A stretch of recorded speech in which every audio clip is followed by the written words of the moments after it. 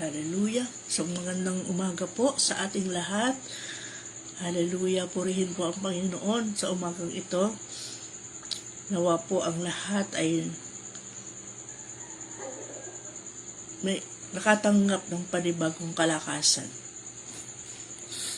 Hallelujah. Purihin po ang Panginoon. Napakabuti ng Diyos sa ating po mga buhay. Isang araw ng Sabado na naman na tayo po ay nagkaliig, magkita-kita. Nawa po ang lahat ay tunay na napagpala at patuloy na iniingatan ng Diyos. Hallelujah. Salamat po. Purihin po ang Panginoon sa isang umagang punong-puno ng pag-asa, punong-puno ng himala. At tinanggap natin sa Panginoon. Hallelujah. Tayo po ay muli pong mag-aaral ng salita ng Diyos. Sa umagang ito, ang ating pong verse of the day ay matatagpuan po sa John chapter 20 verse 19. Ang sabi po doon, kinagabihan ng araw ning iyon, ang mga alagad ay nagkakatipon. Nakapilid ang mga pinto ng bahay na kailang pinagtitipunan. Dahil sa takot nila sa mga Hudyo, dumating si Jesus sa kanilang kalagitnaan. Dumating si Jesus at tumayo sa gitna nila. Hallelujah. Purihin po ang Panginoon. Hallelujah. Tayo po ay manalangin. Panginoon, marami po salamat sa inyo. Gabayan mo nga po kami, Panginoon, sa aming pong pag-aaral ng salita mo. Hayaan mo nga po kami na lalong-lalo na po sa lahat ng makaririnig at nanonood, Panginoon, ng verse of the day sa araw na ito. Hallelujah, buksan mo nga po, Panginoon, ang kanilang po mga puso at kaisipan, Panginoon, higit sa lahat ang kanilang mga tainga, Panginoon, buksan mo po ng lubusan at dawa po yung maunawaan po nila ang salita mo sa umagang ito. Gabayan mo po kami, samahan mo po kami, Banal na Espiritu, sa aming po pag-aaral ng iyong salita ng Panginoong Jesus. Salamat po sa iyo. Marami po salamat sa dakilang araw na ito. Salamat po, Panginoon, sa karunungang ibinibigay mo sa bawat isa sa amin. Salamat po sa pangalan ng Jesus. Amen. Hallelujah. Sinasabi po nga po rito sa John 20, chapter 19a, ang sabi nga po rito, kinagabihan ng araw din iyon, ang mga alagad ay nagkatipon-tipon, nakapilid ang mga pinto ng bahay na kanilang pinagtitipunan dahil sa takot nila sa mga Hudyo. Dumating si Jesus at tumayo sa gitna nila. Ito po yung panahon na muling pagkabuhay ng Panginoon. Hallelujah. Ang sabi nga po rito,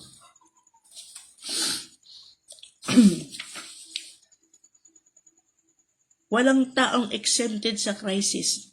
Dumating ito sa lahat, maging sa mga mananampalataya. Tunay nga, kahit sa mananampalataya, hallelujah, ay nakararanas ng matinding krisis sa buhay ng mga mananampalataya. Yan po ay bad news. Ngunit, narito naman ang good news. Sa panahon ng krisis, doon pinatutunayan ng Panginoon sa atin ang kanyang pagmamahal, pagkalinga, at kapangyarihan. Nakaranas ng matinding krisis ang mga alagad dahil sa pagkamatay ng kanilang leader, ang Panginoong Hesukristo, na inaasahan nilang magpapalaya sa Israel mula sa pananakop ng imperyo ng Roma. Si Jesus ang tanging nilang pag-asa, kung kaya't sa pagkamatay ni Jesus ay kasamang namatay ang lahat ng kanilang pag-asa. Ang sumasa kanila ay kawalang pag-asa, kawalang kapangyarihan, matinding takot, pangamba at pag-aalinlangan. Ang kalagayang ito ng mga alagad ay isinalarawan sa verse of 19a. Kinagabihan ng araw ng linggo, ang mga alagad ay nagkakatipon-tipon na nakasara ang mga pinto ng bahay na kanilang pinagtitipunan dahil sa takot nila sa mga Hudyo. Dumating si Jesus at tumayo sa kalagitnaan nila. Gabi nang sila'y magtipon-tipon sapagkat natatakot, sapagkat iniiwasan nila ang may makaalam sa kanilang hinaroroonan at ginagawa. Nakasara ang pinto ng bahay na kanilang pinagtitipunan, sapagkat iniiwasan nila ang may makakita sa kanila. Diretsahang sinasabi sa talata na sila'y takot sa mga Hudyo. Takot sila sapagkat hinahanap ng mga pinunong Hudyo ang mga tagasunod ni Jesus upang ipakulong, parusahan at patayin. Ito ang krisis na kinakaharap ng mga alagad. Ngunit, nang dumating si Jesus, sila'y lumaya at nagtagumpay sa kanilang krisis. Ang ginawang ito ni Jesus sa mga alagad ay gagawin din niya sa atin sa tuwing nahaharap tayo sa mabigat na pagsubok. Sabi nga doon sa John 19:20 verse 19a, dumating si Jesus at tumayo sa kalagitnaan nila. Sa panahon na sila natatakot, nangangamba, na sila ay hulihin, umakita ng mga Hudyong naghahanap sa kanila. Dumating si Jesus at tumayo sa kalagitnaan nila. Christ will stand not from a distance, but right where you are in the midst of your crisis. Ang Diyos ay isang Diyos na hindi malayo. Ang Diyos natin ay isang Diyos na hindi lamang malapit, kundi siya ay nasa atin. Siya ay sumasa atin sa pamamagitan ni Jesus. Emmanuel, God is with us. Hallelujah. Bago siya umakyat sa langit, ipinangako ni Jesus ang kanyang presensya sa mga alagad. Wika niya sa Mateo chapter 28 verse 20. Tandaan ninyo, ako'y laging kasama ninyo hanggang sa katapusan ng panahon. Kapag tayo nasa panahon ng krisis, naghahanap tayo ng kasama. Kung minsan sa pantayo, mayroon tayong makakausap. Kahit ang kausap natin ay wala namang maitutulong, kundi ang makinig lamang. Ngunit ang Panginoong Hesus hindi lamang siya handang makinig. Kapag siya'y nakinig, handa siyang tumulong at may kapangyarihan siya upang tumulong. Ganito ang katangian ng Diyos na pinatunayan niya sa mga Israelita ng panahong sila'y alipin ng Ehipto. Sabi nga po sa Exodus chapter 3 verse 7 at ang 7-8. Sinabi sa kanya ni Yahweh, nakita kong labis na pinahihirapan ng mga Egyptyo ang aking bayan. Alam ko ang hirap ng kanilang tinitiis at narinig ko sa kanilang pagdaing. Narinig ko ang kanilang pagdaing. Kaya't bumaba ako upang sila'y iligtas. Ilabas sa Ehipto at ihatid sa lupaing mainam, malawak, mayaman at sagana sa lahat ng bagay. Purihin po ang Panginoon. Kung ikaw ay dadalangin sa Diyos ng buong taimtim at pagtitiwala, diringgin ka niya. Diringgin niya ang iyong mga daing. Hahanguin ka niya sa iyong Ehipto ng iyong buhay at dadalhin ka niya sa iyong lupang pangako. Huwag manghina at mawala ng pag-asa. Sumampalataya ka at magtiwala kang ganap. Kahit pala ikaw ay takot, maaari kang makaranas ng kapayapaan sa gitna ng takot. Kahit pala nasa gitna ka ng krisis, maaari mong maranasan ang kapayapaan. Peace is not absence of trouble. Peace is the presence of God. Purihin po ang Panginoon. Sinabi mismo ni Jesus, nakakaibang uri ng kapayapaan ang kanyang ipinagkakaloob sa lahat ng sa kanya'y sumasampalataya. Sinasabi niya sa John 14:27, kapayapaan ang iniiwan ko sa inyo, ang aking kapayapaan ang ibinibigay ko sa inyo. Hindi ito katulad ng kapayapaang ibinibigay ng mundo. Hallelujah! Huwag kayong mabalisa, huwag kayong matakot. Anong uri ba ng kapayapaan ang ipagkakalob sa atin ng ating Panginoon upang maharap natin ang ating krisis? Hallelujah! kapayapaang panloob. Magulo ang mundo, kabi-kabila ang karahasan, iba't ibang krimen ang nangyayari sa araw-araw. Ngunit dahil sa kapayapaang kaloob ni Jesus, hindi tayo napaparilisa. May lakas tayo ng loob na harapin ang bukas ng katiyakang may kasama tayong haharap sa anumang mga pagsubok ng buhay.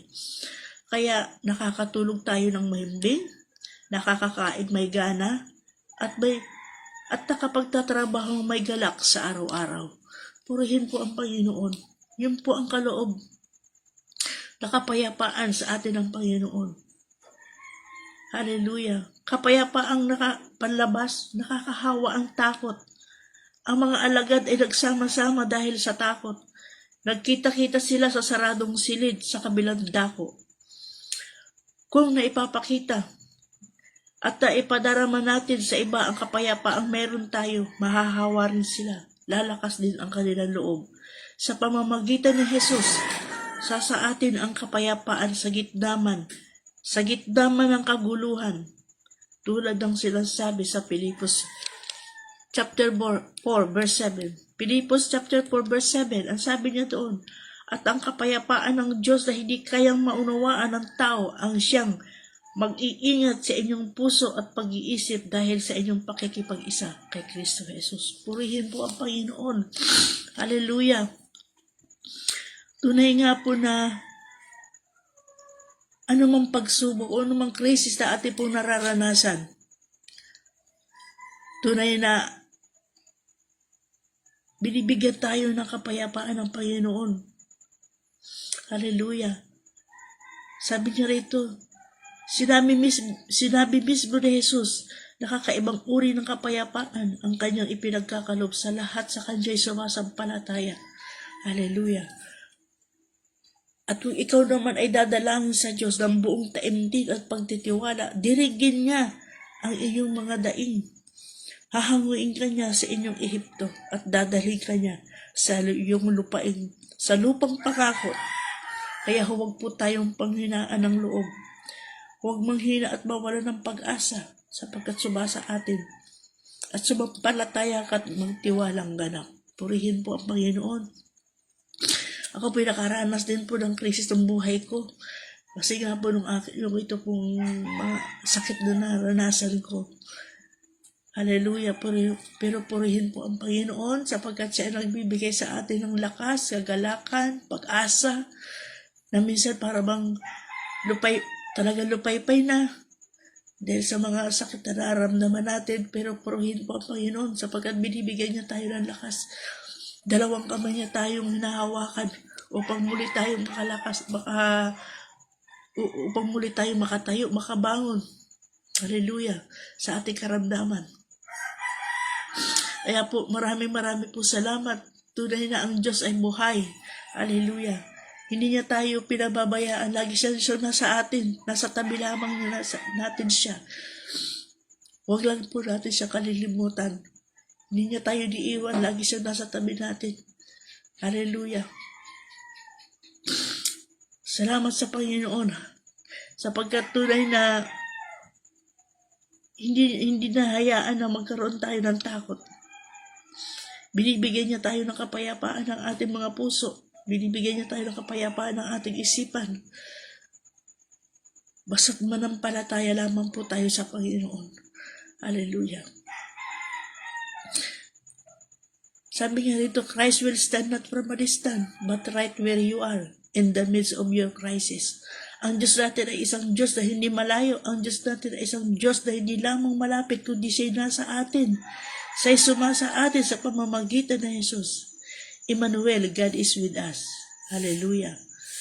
Purihin po ang Panginoon. Ang sabi nga po doon, bago umakyat sa langit, ipinangako ni Jesus ang kanyang presensya sa mga alagad. Wika niya sa Mateo 28 Mateo chapter 28 verse 20. Tandaan ninyo, ako'y laging kasama ninyo hanggang sa katapusan ng panahon. Hallelujah. Purihin po ang Panginoon. Lagi natin kasama ang Panginoon. Hindi siya lumalayo. Minsan tayo pa po ang lumalayo sa atin, sa Panginoon. Ngunit hindi tayo nag-iisa. Lagi natin siyang kasama.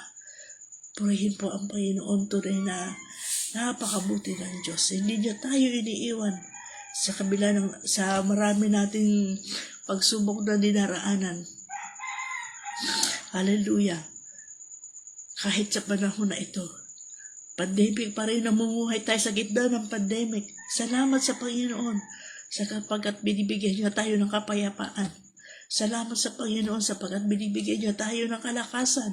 Salamat sa Panginoon sapagkat binibigyan niya tayo, hallelujah, ng kagalingan, pag-asa. Hallelujah. Pag tayo hinang-hinana, nanghihina na, nanlulupay-pay na, tumawag lamang tayo sa Panginoon. Huwag tayong makakalimot na tumawag sa Panginoon. Siya lamang po ang ang ating kaagapay. Siya lamang po ang makatutulong sa atin at wala na pong iba. Hallelujah. Purihin po ang Panginoon sa umangkang ito. Hallelujah, Jesus. Salamat po, Panginoon, sa katiyakang nariyang kalagi sa aming tabi na hindi mo kami iniiwan ni pinamamayaan.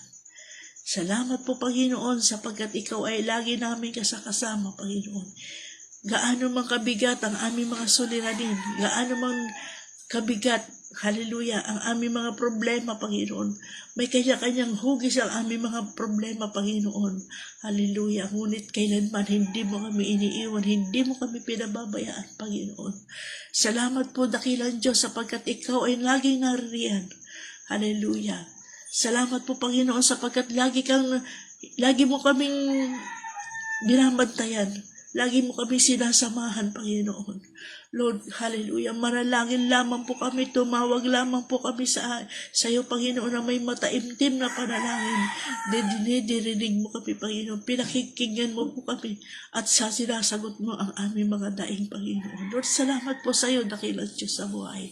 Tunay na ikaw ay Diyos na buhay na makapangyarihan sa lahat, nakaririnig, nakakakita ng aming mga sitwasyon, Panginoon. Kaya po, Lord God, sa umagang ito, patuloy mo nga po ingatan ang lahat ng nakaririnig ng iyong mga salita sa umagang ito. Pagpalain mo po ang kanila po mga buhay. Tugunin mo po ang lahat ng kanilang pangangailangan. Hallelujah. Silang nangangailangan ng kagalingan. Silang nangangailangan ng pagkalinga, ng iyong pagmamahal. Lord, hallelujah. Lord, salamat sa lahat. Sa gitna ng aming mga pagsubok, sa gitna ng aming mga nararanasan, Panginoon, mabibigat na pagsubok. Lord, doon mo pinakikita ang iyong kapangyarihan, doon namin nararanasan ang iyong kapangyarihan, ang iyong pagkalinga, ang iyong pagmamahal sa amin, Panginoon. Lord, salamat po sa iyo, Panginoon. Tulungan mo nga po kami, patuloy na manampalataya, Panginoon. Hallelujah, nalubos-lubusan ang aming pananampalataya at pagtitiwala sa iyo. Hallelujah, upang patuloy namin maranasan ang iyong pagkilos sa aming po mga buhay. Salamat po, Panginoon, hallelujah, ng kagalingan, Panginoon, ang lahat ng nangangailangan ng kagalingan. Salamat, Panginoon, hallelujah, sa provision mo, Panginoon, hallelujah. Hallelujah, sa lahat ng nangangailangan, Panginoon. Lalong-lalo na po, Panginoon, sa financial, Panginoon, na pangangailangan nila. Lalong-lalo na po yung mga nasa ospital, Lord. Alam ko po, napakalaki ng kanilang mga gastusin. Hallelujah. O Lord, tunay nga po, Panginoon, na wala pong imposible sa iyo, Panginoon. Ang bawat isa lamang ay manalig ng lubos-lubusan. Buong puso magtiwala sa iyo, Panginoon. Hallelujah. Alam ko po na dirigin mo po sila. Ipagkakaloob mo sa kanila ang kanilang mga pangangailangan, Panginoon, sa araw-araw, Panginoon. Lord, hallelujah, yung mo po mga nanghihina na nalulupay-pay na, Panginoon, na halos wala ng pag-asa sa kanilang buhay. Lord, salamat sapagkat ikaw ang nagbibigay ng pag-asa, Panginoon. Ikaw ang nagpapalakas sa bawat isa sa amin, Panginoon. Lord, salamat sa iyo, Panginoong Jesus. Hallelujah. Salamat po at Lord, kung kami man po, Panginoon, hallelujah, ay nagkaroon, Panginoon, ng doubt, Panginoon, sa aming puso. Lord, patawarin mo po kami. Patawarin mo po, Panginoon, ang puso ang aming mga puso, Panginoon, ang aming kaisipan, ang hindi namin pagtitiwala sa iyo, Panginoon. Lord, patawarin mo po kami at linisin. Hallelujah. Baguhin mo po, Panginoon, ang aming mga pananaw. Baguhin mo po ang aming mga puso. Baguhin mo po ng lubusan ang aming kaisipan. Tunay nga po, Panginoon, na patuloy kaming manalig sa iyo. Ipagkatiwala namin sa iyo ang lahat ng bagay. Sapagkat kailanman ay hindi mo kami iniwan at hindi mo kami pinabayaan. Maraming po salamat sa iyo, Panginoon, sa umagang ito. Pagpalain mo po, Panginoon, ang lahat ng nakinig at nakinig na iyong salita sa umagang ito. Nawa po, Panginoon, ito ang salita mo ay tunay na maging kalakasan nila at gabay sa araw-araw, Panginoon. Maraming po salamat sa iyo, Panginoon, sa isang umagang punong-puno ng pag-asa, punong-puno ng himala, punong-puno ng pag-ibig at pagmamahal mo, Panginoon, sa aming pong mga buhay. Samahan mo nga po kami, Panginoon, sa araw-araw, sa araw na ito, sa lahat ng aming gagawin, anuman po, Panginoon, hallelujah, ang gagawin ng aming mga kapatiran at lang na nakinig. Gabayan mo po sila, Panginoon, at pangunahan mo po sila, Panginoon. Maraming po salamat, hallelujah, sa isang umagang punong-puno ng pagpapala at pag-asa. Hallelujah. Salamat po sa pangalan ng Jesus. Amen. Maraming po salamat sa inyo. Pagpalain po kayo ng ating Panginoong Diyos. Hallelujah. Magandang umaga po.